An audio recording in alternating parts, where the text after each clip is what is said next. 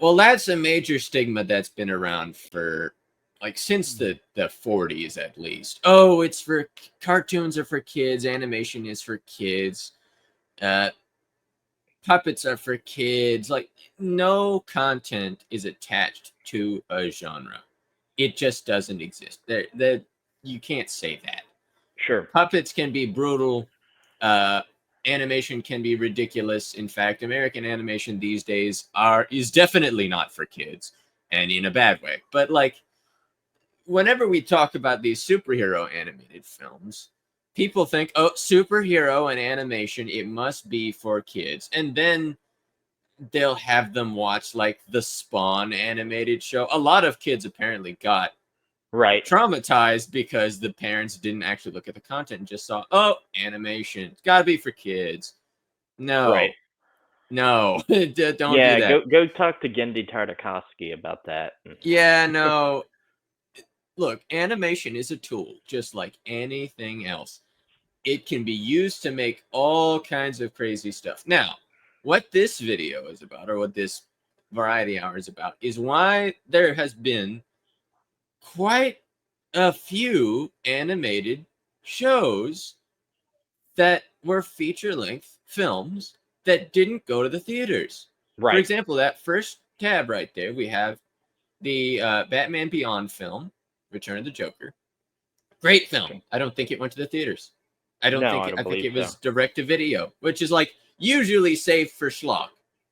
And Right. then it was the Spider-Verse films with Miles Morales. Come on, those were good. Those were like a rarity. People were shocked that those did well. And then it was Incredibles, which is a new IP. Well, was a new IP made by a So really good director and writer. I have an interesting theory about this, and tell me what you think about it. Sure. I think it's because you one have a lot of animated networks. So like TV, a lot of animated networks are specifically for children. Outside of like Adult Swim, which is late at night, the main bulk of cartoons and animated features are Nickelodeon, Disney Channel, and Cartoon Network in the United States. If you're watching outside of there, I don't know what you have. Yeah. But basically what happens is you have a movie. Okay, The Avengers comes out. It's a huge hit. Okay, go out there and make some animated content for the Avengers because we can pay voice actors a lot less than live action actors to play these Which characters. is bad because then you get really shitty voice actors. Right, right. Well, regardless. And so so then they go, okay, go make the animated things. Okay, where do we put it out? Well, we've got a every one of these things is for teenagers or younger. Okay, well then we make it kids content. And so I think specifically with superheroes, mainstream superheroes like DC and Marvel, the only way to adapt it to animation and still hit that main audience on TV is to turn it into kids content, right? So it's just kind of the pipeline. Because again, if we're looking at these animated shows, right? I just typed in animated superhero films, and what do we get? Um, Miles Morales, who has never been adapted in any other form as big as what he's in. Um, The Incredibles, which is its own thing, right? It's an animated film. It's its own thing. Captain Underpants, which I mean, it's obviously kids content, but was never really adapted any other way. Big Hero 6, which is a There was Marvel product, there but was actually a Captain Underpants show, but again, kids content. So your theory is still right, on. right. So what we're looking at with these is as far as animated superhero movies going to the movies, they're adapting stuff that's basically original, right? It's not, oh, this is Batman in his first animated outing. It's, this is The Incredibles. The Incredibles are a made up set of superheroes, which is kind of weird. You would assume, okay, Batman's big name, Spider Man's big name. If you're going to throw a Pixar movie with superheroes, or Big Hero 6, nobody knew who they were. They're No, technically a Marvel property, but and it's just I think it's because when people go, "Oh, Batman, he's a cartoon." Well, we know how that pipeline works. You do the live action and then you do the kids version. And yeah. that's I believe how that goes. So something interesting. I actually see two movies on this specific spread right here. Uh, The fourth movie on that lineup, on the third tab, is Batman Mask of the Phantasm. Now, that is my favorite film of all time. Yeah. Genuinely. It is a fantastic film. It is not for kids. 100% not for kids. Do not watch this with your children. It is bloody. It is dark. It is, yeah, it's from the same Batman, the animated series. But But it definitely had it's I would not, say it's like 10 and up. You know what I mean? You yeah, don't want to it's like, not targeted towards children. It was actually in the theaters, if you can believe it. right. And it bombed because they didn't advertise it and people saw animation thus for kids and didn't take the time to look at it. Sure. Now, I'll give you a really interesting example. Justice League Dark. Yeah. Justice League Dark is, I don't know if you know a single thing about it, Yes, I do. but it is 120% not for children. Oh yeah, there's like possession and demonic stuff and just Oh, yeah. it's ridiculous. I watched it. It is a dark film for adults that is animated. No children should be watching this. And it's funny And to it me just that, won't yeah. make it to the theaters though, and that's what's No, it so won't make it fascinating. that far. Then again, the theaters are dying these days. But Right. during the time when the theater was like the movies were the only time that these kind of films got press, got that kind of societal influence. There are plenty of kind of, oh yeah, the Harley Quinn show. Now Yeah. we have all these streaming services that are 100% not for kids. I've actually seen parents be like really confused and angry on social media. Not that I'm typically on that, but you know, they'll go like, "Oh, I can't believe my kid knows this because I had them watch this cartoon. Shame on you for making a cartoon not for kids." And it's like, no, no, you Shame should on have. you for not being a parent. What are you talking Yeah, about? make sure you police your kids' content and don't automatically assume. Uh, there's okay. I'm gonna do a little diatribe real quick, little rant. Puppets are another thing that kind of gets pulled into that spotlight. Puppets are not good. Puppets can be literally anything. Jim Henson stuff is actually not for kids. It wasn't aimed at kids originally until he got commissioned to do Sesame Street. It Sure. wasn't originally for children to begin with. It was just meant to be funny. Now, I do not pull this up because it is one of the darkest films that I have ever seen. But recently, I learned of a film called Mad God. Uh, Mhm. anyone below the age of maybe 18, do not look this up. It's not, it's ridiculously dark, but it's all made up of stop motion. It is a horror film. It's a gruesome horror film, but it's an Mhm. entirely done puppet stop motion animation film. Took I don't know how many years to do it. I think something close to 2 decades, 3 decades. But regardless, it took a good long while. And why I bring this up is that it is basically a type of puppetry.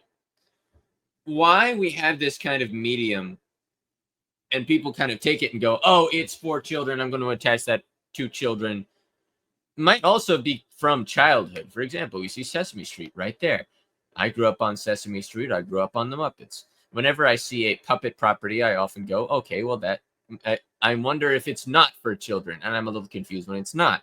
I'll fully admit that it is a bias that I have because, again, Sure. I grew up the same way. But I have to be aware of what the content is. Well, and so I think that we've kind of addressed it, right? So Yeah, animation is thought of as for children because all the cartoon networks are Cartoon Network.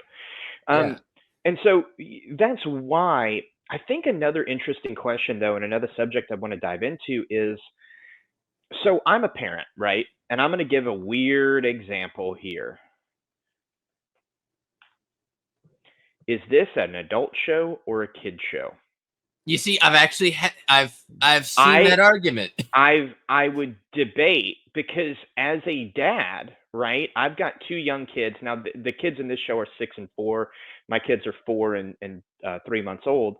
But I have caught my wife crying about mom centric episodes in this show because it's very relatable to adult struggles.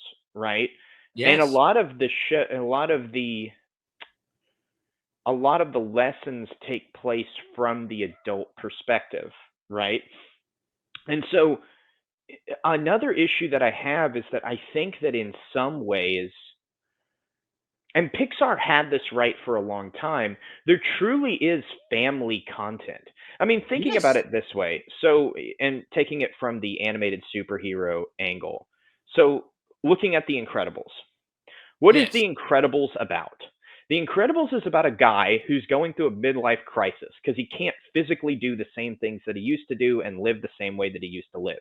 So he works out a bunch, buys a really nice car, and goes, to lose weight and try to get the spark in his marriage back, and he does. And him and his wife learn to live their superhero lives as adults. This has nothing to do with the kids. Like, they have their arcs in the story, but this is a show that's that you go, okay, I'm going to take my kids to it. This is a show written for grown-ups, like Yeah. 100%. There's Written from the perspective of an adult, by a person who's probably gone through these issues and gone, that's really interesting to make into a story. Well, right. And I think it's one of those things where, like, but then what they do is they know enough to go, okay, we're going to have these really cool scenes where Dash runs on water and kids are going to be super. I mean, when I was a little kid, oh my gosh, you would just Yeah, it's imagine cool. yourself running and running and running as fast as this kid could run, you know? And it's cool. And the teens can get attached to Violet because, of course, teenagers are awkward. And Teenagers really don't know what they want yet in life. So having a character that doesn't know what she wants, it works. now, The minions. this is what I think, though, when I think adults thinking about cartoons, because this is content for children and no one else. The And funny thing about Minions is that the original Despicable Me film, I don't know if you've seen it. no. Well, Okay, yeah, the the original, first movie. yeah, Yeah, yeah, yeah. the I've seen the first very movie. first film, that one had a whole lot of adult syntax behind it. It had a whole lot of adult themes, not adult themes. You know what I mean. Right, right, right, right, As right. in Themes themes for from the adults. Yeah, perspective yeah, yeah. of an adult that where Sure. Gru essentially is just lonely. He's a Right, lonely dude who doesn't understand how to live his life aside from committing crimes and his own kind of uh his moniker in the villain world, and he ends up getting a family and he ends right. up deciding what's worth more. Here, the minions are just kids content. Now there is some really good, interesting stuff that comes out of the minions. I say with biting my cheek, but Yeah, I've never seen it, but most I'm gonna. of it Yeah. is not great. Well, and Most it's of it's not, well, I can't even say it's not great. It's well done animation. It's better than most stuff that comes out, which is sad. But well, yeah, and I think the other thing too is that I think with kids content, like especially with the Minions, with Despicable Me, there's just kind of a speed to it to try to hold kids' attention. Like, we're gonna have so many like fart jokes and fast movements and bright colors and all this, silly stuff yeah, to kind of it's almost like Coco Melon, kind of like we got our daughter off of Coco yeah. Melon really young because like it was So just it there's was a just major. singing. Oh God, don't don't cite the deep magic. Right, like, yeah, Oh so, well, because we might have teenagers that watch this and have no idea what we're talking about, but, yeah, it's just a show for little kids where it's just, like, sing songs and colors, and, like, they were comparing, scene changes, right? So, like, in an action movie, in an action scene, you have very fast clips, and then in a more slow scene, you have slow clips. And Coco Melon is actually shot singing these simple songs with, I mean, you can see hyper colorful, saturated backgrounds, but it's shot like an action film. It's got like clip changes every 3 seconds, it's and meant to be baby crack. It's literally meant to it's be. dangerous for your kids, like Yeah, legitimately. no, 100%. I've seen the studies. I've actually seen this. One thing I do want to talk about. It's a kind of weird one. I It's didn't mean to turn this into a dad show, like as a no, father. actually, on that aside, before I talk about my thing, that is an important part of why TV and movies and why animated superhero shows or animated shows in general just don't get the kind of attention they really deserve. Right. Now back to this. There is a Sure. major difference between a kids show that has adult jokes in it for the adults that are watching. For the parents that are watching, hey, here's for you. Yeah, we'll put a little something in for you. And then there's stuff that can be watched by the whole family, but will have deeper themes and well written characters that the adults will attach to. That the kids will just say, "Hey, cool, I like that character." And then you'll have shows that are 100% not for kids. This one, I would actually say, is the best show that has come out recently that perfectly attaches himself in the direct middle. It can be watched by kids, it can be watched by adults. I would not judge anyone for watching this. Yeah. Genuine. I think it's targeted at teenagers, to be honest. Yeah. I think that's For like, probably the best demographic because there are some moments that I'm like, okay, this is a little cheesy. But the thing with I think what happened too with a lot of properties is a lot of live action superheroes just went really dark. I mean, of course, there's like Zack Snyder's Justice